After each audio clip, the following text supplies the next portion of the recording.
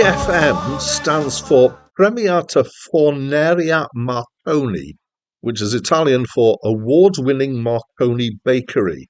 They are an Italian prog rock band who were formed in 1970 and are still going 54 years later as I record this. They were a foundational band of the rock progressivo italiano scene, stands for Italian progressive rock, which was a prog rock scene in Italy, which was an interesting thing because Italy was only really, to be honest, just embracing rock and things like that. And suddenly they had a big kind of play around with progressive rock. PFM released several albums with lyrics in English, which helped them make headway outside of Italy. They had a golden era in the 70s. They had a break in the late 80s to late 90s. They've been stylistically consistent, and they have released 20 albums to date, as far as I know. Hi, my name's Dan. So this was the first album by PFM.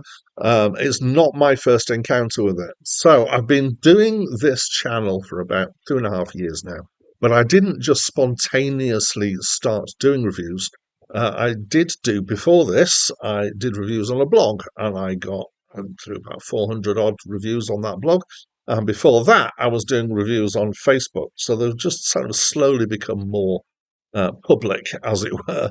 And on Facebook, I worked my way through a list that I'd put together of the best prog rock albums ever, and this one arrived on this album. It wasn't one that I just invented what was on the list. It was an amalgamated list from various critic lists and things, which is how I came across this.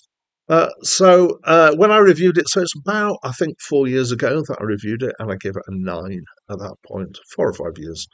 When I first heard of rock progressivo italiano, I was not convinced. I thought, what was going on? Because I hadn't really heard of it before, not that long ago. But I quickly became very convinced by it. There were quite a few bands in that scene that were very good, in my opinion. So this album, finally getting around to reviewing this album, it's definitely progressive rock. There are several tracks, obviously. There's quite a variety. So from the first real track, there's a kind of short track at the beginning, which is an introduction. The first real track has kind of got full of mellotron wistfulness, which reminded me of several tracks on the classic In the Court of the Crimson King album by King Crimson.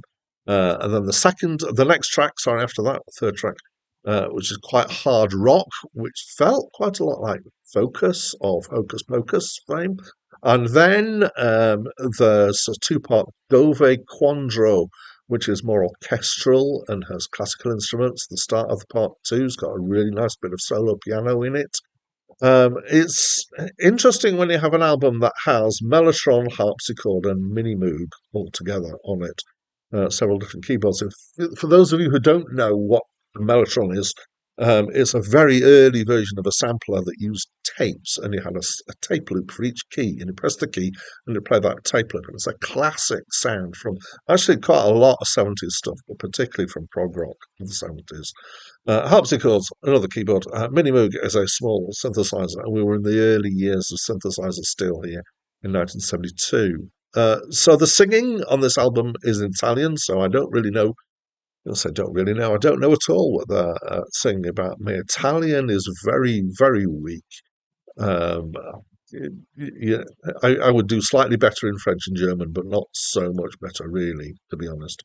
But overall, it's prog, and I love it for it. It balances technical complexity and excellent playing with some heartfelt and atmospheric uh, feels to it.